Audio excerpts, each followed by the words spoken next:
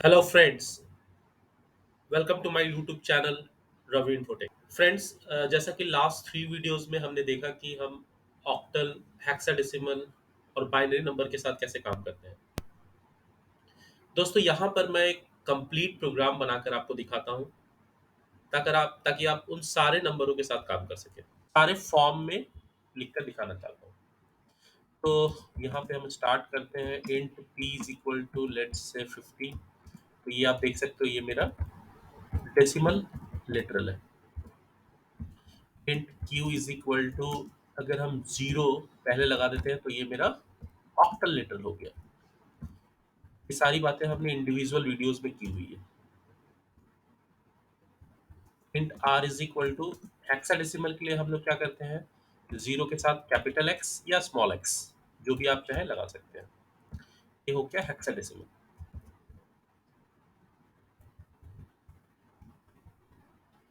Similarly, अगर हमें binary define करना है तो जीरो के साथ कैपिटल बी या स्मॉल बी, तो यहाँ स्मॉल बी ले लेते हैं। 101, ये बाइनरी के लिए। बाइनरी 1.7 ऑनवर्ड्स आया है, इसलिए इसका कलर ब्लैक है। It's a new feature, binary. अब हम इन वैल्यूज को प्रिंट करते हैं। System dot out dot println. तो यहाँ पे सबसे पहले हम p को प्रिंट करना चाहते हैं, तो better to take slash n. p is equal to plus p, fine, plus slash n equal to plus q, q is equal to plus q plus slash n for the new line. P q के बाद मुझे r print करना है, तो r is equal to plus r. और यहाँ पे ज़्यादा बेहतर होगा अगर आप एक स्पेस दे दें ताकि आप कंफ्यूज ना हो। ठीक है दोस्तों, पी आर के बाद नेक्स्ट हमें क्या प्रिंट करना है, नेक्स्ट हमें प्रिंट करना है एस। स्लैश एन स्पेस दे देते हैं, S is equal to plus.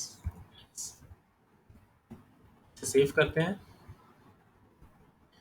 तो ये एक डेसिमल के फॉर्म में है, ऑक्टल के फॉर्म में है, हेक्साडेसिमल के फॉर्म में है और बाइनरी के फॉर्म में है।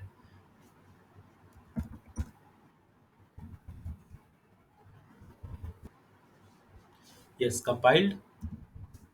और हम इसको जब रन कराते हैं तो p का वैल्यू 15 डेसिमल में, q का वैल्यू 13 ऑक्टल में, r का वैल्यू 21 हेक्साडेसिमल में और s का वैल्यू जो है वो 5 में है। तो ये आप इंडिविजुअली कैलकुलेट करके देख सकते हो कि जो तरीका मैंने पिछले वीडियोस में बताया है, इस 15 को आप डेसिमल में कन्वर्ट करके देख सकते हो। उसी तरह इस हेक्साडेसिमल को भी आप डेसिमल में कन्वर्ट करके देख सकते हो और इस बाइनरी को भी आप कन्वर्ट करके देख सकते हो। अब यहाँ पर एक बहुत इंपॉर्टेंट चीज जो मैं आपसे शेयर करना चाहता हूँ वो ये है कि जब भी आप एक इंटीग्रल लिटरल के वैल्यू को लेते हो तो बाय डिफॉल्ट उसका जो टाइप है वो इंट है।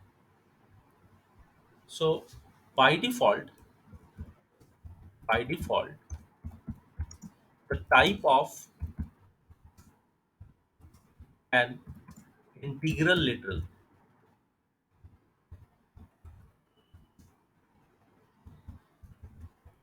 Is int. Very important concept guys. By default integral literal का जो टाइप होता है वो इंट होता है, वो इंटीजर होता है। अब ये क्या है, इंटीजर क्या है? बोलने का मतलब ये है कि अगर हम कोई इंटीजरिक लिटरल लेते हैं, int x is equal to 15। इंटीजरिक लिटरल किसे कहते हैं? मैंने पिछले वीडियो में भी कहा था कि इंटीजरिक लिटरल मतलब वैसा वैल्यू जिसमें कोई डेसिमल या फ्लोटिंग पॉइंट नहीं है, उसे हम इंटीजरिक लिटरल बोलते हैं। वैसा नंबर जो डेसिमल कंटेन नहीं कर रहा उसको हम इंटीजरिक लिटरल बोलते हैं। तो कंपाइलर इस 15 को इंटीजर ट्रीट करता है। अब आप कंफ्यूज हो रहे होंगे कि ये तो इंटीजर ही है।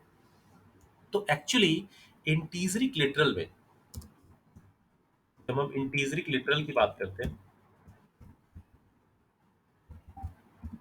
इंटीजरिक लिटरल की बात करते हैं, तो इसमें हमारे पास टोटल 4 डेटा टाइप्स है दोस्तों। इंटीजरी लिटरल के पास हमारे पास टोटल 4 डेटा टाइप्स है। वो डेटा टाइप्स क्या-क्या है? तो पहला जो डेटा टाइप है वो है बाइट। ये 1 बाइट मेमोरी ऑक्यूपाई करता है। दूसरा जो डेटा टाइप है वो है सॉर्ट। ये जस्ट उसका डबल 2 बाइट्स मेमोरी एलोकेट करता है। इंट जस्ट उसका डबल 4 बाइट्स मेमोरी एलोकेट करता है 64 बिट सिस्टम के लिए। 4 बाइट्स मेमोरी एलोकेट करता है। और फिर लॉन्ग, ये जस्ट उसका डबल 8 बाइट्स मेमोरी एलोकेट करता है। ये 4 डेटा टाइप्स इंटीजरिक लिटरल में बिलोंग करते हैं। Byte, short, int, long. मतलब इन चारों डेटा टाइप का यूज आप इंटीजरिक लिटरल टाइप के वैल्यू होल्ड करने के लिए यूज कर सकते हो। आप बाइट में भी इंटीजरिक लिटरल होल्ड कर सकते हो, शॉर्ट में भी इंटीजरिक लिटरल होल्ड कर सकते हो, इंट में भी इंटीजरिक लिटरल होल्ड कर सकते हो, लॉन्ग में भी इंटीजरिक लिटरल होल्ड कर सकते हो। तो ये 4 डेटा टाइप्स हमें जावा ने प्रोवाइड करे हैं टू होल्ड इंटीजरिक लिटरल। बट कहानी ये है कि जैसे ही हम इंटीजरिक लिटरल को होल्ड करते हैं, तो बाय डिफॉल्ट उसका जो टाइप हो जाता है, या बाय डिफॉल्ट कंपाइलर उसको जो ट्रीट करता है, वो एक्चुअली ट्रीट करता है इंटीजर के फॉर्म में। बहुत बड़ा इंटरव्यू क्वेश्चन है ये, बहुत बड़ा इंटरव्यू क्वेश्चन। मैं फिर कह रहा हूँ दोस्तों, जैसे ही आप एक इंटीजर लिटरल को डिफाइन करते हो, तो बाय डिफॉल्ट कंपाइलर जो इसका टाइप देखता है वो क्या देखता है? Integer type. तो बाय डिफॉल्ट इंटीजर लिटरल जो होता है वो किस टाइप का होता है? वो होता है इंट टाइप का। हम इसे प्रूफ करते हैं। Let's see, I am going to proof it practically. तो सबसे पहले हम यहाँ पे ये जो प्रोग्राम है हमारा, सपोज यहाँ पे हम बहुत सिंपल प्रोग्राम हम आपको दिखाना चाहते हैं। लेट सपोज मैंने बाइट इज इक्वल टू मैंने लिया 12। अब हम system dot out dot println लिख रहे हैं, और यहाँ पे हम लिख रहे हैं b value is plus b. हम बी को प्रिंट करना चाह रहे हैं। तो जैसा कि मैंने कहा कि 4 डेटा टाइप है हमारे पास, byte, short, int and long. तो आप इंटीजरिक लिटरल को किसी में भी होल्ड कर सकते हो। तो this program will perfectly compile and execute. बिना किसी प्रॉब्लम के ये प्रोग्राम परफेक्टली कंपाइल और एग्जीक्यूट होगा।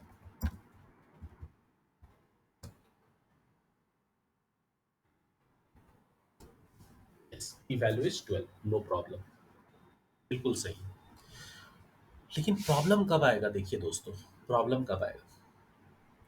प्रॉब्लम तब आएगा जब आपने यहाँ पे लिखा byte b is equal to 12, और उसके बाद आपने लिखा byte c is equal to let's say very small value 2। फिर आपने लिखा byte b is equal to b plus c, b plus c. और यहाँ पे आपने लिख दिया डी वैल्यू इज, अब आप डी के वैल्यू को प्रिंट करना चाह रहे हैं, डी वैल्यू इज डी। तो डी का वैल्यू क्या है? B plus c. बी और सी को हम ऐड कर रहे हैं, और ऐड करने के बाद उसे हम असाइन कर दे रहे हैं डी पे, और हम फिर फाइनली डी के वैल्यू को प्रिंट करना चाह रहे हैं। तो दोस्तों आपको लग रहा हो कि बिल्कुल ये तो, इसमें तो कोई बहुत बड़ी बात नहीं है, ये तो बिल्कुल सिंपल है। बी का वैल्यू 12 है और सी का वैल्यू 2 है, तो डेफिनेटली डी का वैल्यू जो होना चाहिए वो 14 होना चाहिए, इसका आउटपुट 14 आना चाहिए। पर जैसे ही आप इसे कंपाइल करेंगे, you will get a compilation error. आपको कंपाइलेशन एरर मिलेगा। कंपाइलर बोलेगा incompatible types, possible lossy conversion from int to byte. Incompatible types, possible lossy conversion.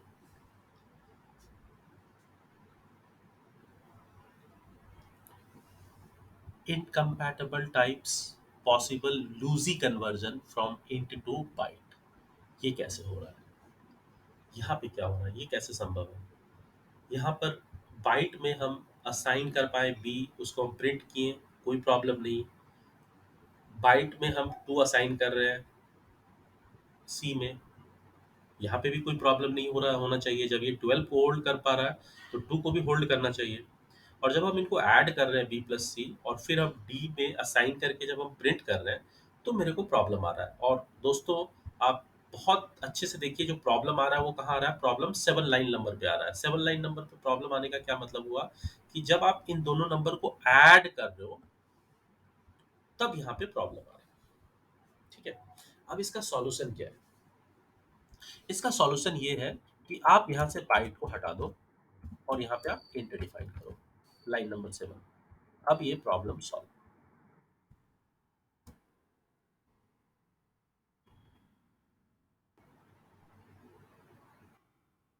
Problem solve, compile हुआ हमारा प्रोग्राम और इसको रन कराते हैं। यस, इसका वैल्यू 49। ऐसा क्यों हो रहा है? इसका जो रूट कॉज है, इसका जो रूट कॉज है वो यही है कि बाय डिफॉल्ट इंटीजरिक लिटरल का जो टाइप होता है वो इंटीजर होता है। इसलिए यहाँ पे बहुत ज्यादा स्ट्रेस हम दे रहे हैं, क्योंकि एक बहुत ही फेमस इंटरव्यू क्वेश्चन है। बहुत सारे स्टूडेंट्स यहाँ पे आंसर बिल्कुल सही देके आते हैं कि yes sir, byte can hold numeric value, तो ये बिल्कुल 14 होगा। पर प्रॉब्लम क्या है? एक्चुअली इसका रूट कॉज क्या है? पहला कॉज तो ये है कि इंटीजरिक लिटरल का जो डिफॉल्ट वैल्यू होता है वो होता है इंटीजर। तो ये प्लस जो ऑपरेटर है, ये मिनिमम इंटीजर ऑपरेटर के साथ ही काम करता है। तो जब आप यहाँ पे प्लस यूज कर रहे हो, तो प्रॉब्लम क्या हो रहा है, वो इसको इंटीजर में कन्वर्ट कर रहा है या इंटीजर में देख रहा है, क्योंकि कंपाइलर ने उसको ये पावर दे के रखा है कि बाय डिफॉल्ट इंटीजरिक लिटरल इंटीजर टाइप का ही है। तो वो ऐड करने के बाद उसको इंटीजर में कन्वर्ट करता है। तो अगर आप इसे इंटीजर में होल्ड कर रहे हो तब तो कोई प्रॉब्लम नहीं है, लेकिन अगर आपने यहाँ पे बाइट लिख दिया तो प्रॉब्लम है। तो उम्मीद है आप इसको प्रैक्टिकली समझ पा रहे हैं कि जब भी इंटीजरिक लिटरल की हम बात करें, तो वो वैल्यू इंटीजर टाइप का ही होता है। तो यहाँ पे जैसे ही हम इंट लिखते हैं, ये प्रॉब्लम सॉल्व होता है और परफेक्टली आपका कंपाइलर आउटपुट हो रहा है, आउटपुट दे रहा है। अब यहाँ पे एक और प्रॉब्लम हम आपको दिखा रहे हैं दोस्तों।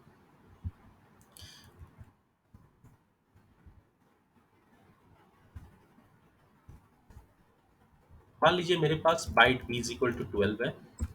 यहाँ पे अगर हम लिखते हैं b is equal to b plus 2 और उसके बाद system dot out dot println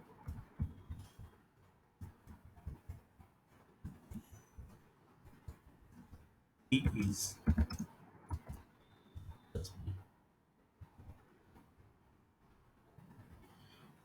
भी प्रोग्राम आपका कंपाइल नहीं करेगा।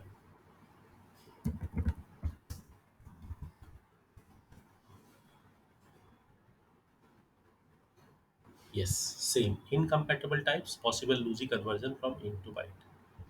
सेम प्रॉब्लम, जैसे ही आपने इस बाइट में बाइट का टाइप, बाइट का जो टाइप है, बी का जो टाइप है वो बाइट है, और उस बाइट में आप एक न्यूमरिक वैल्यू ऐड कर रहे हो। जैसे आपने अरिथमेटिक ऑपरेशन परफॉर्म करा, उसका टाइप इंटीजर हो गया, तो फिर जाकर वो बाइट में असाइन नहीं होगा। ठीक है, यहाँ पे इसका एक सॉल्यूशन है बिना इंटीजर के किए। आप यहाँ पे शॉर्ट हैंड ऑपरेटर यूज कर सकते हो, plus equal to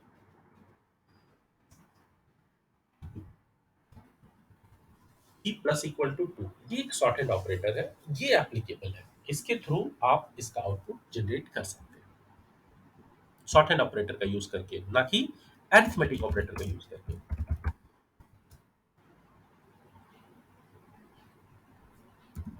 yes, compile, और उसको अगर आप रन कराते हैं तो आप इसका आउटपुट देख पा रहे हो, 40 आ रहा है। तो आई होप दोस्तों आपको ये दो ट्रिकी प्रोग्राम समझ में आया होगा, और उससे भी ज्यादा इंपॉर्टेंट ये बात जरूर समझ में आई होगी कि बाइट जो है वो 1 बाइट मेमोरी लेता है, शॉर्ट जो है वो 2 बाइट मेमोरी लेता है। इसके अलावा हमारे पास एक प्रोग्राम है, अगर आप देखना चाहो।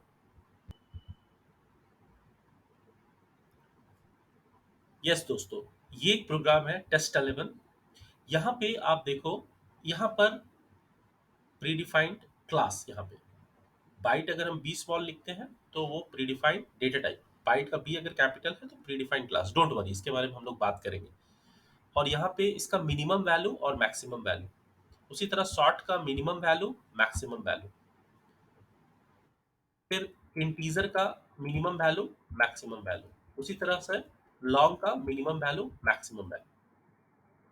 मिनिमम वैल्यू और मैक्सिमम वैल्यू ये pre defined final static variable है जो क्लास के साथ यूज हो रहे हैं।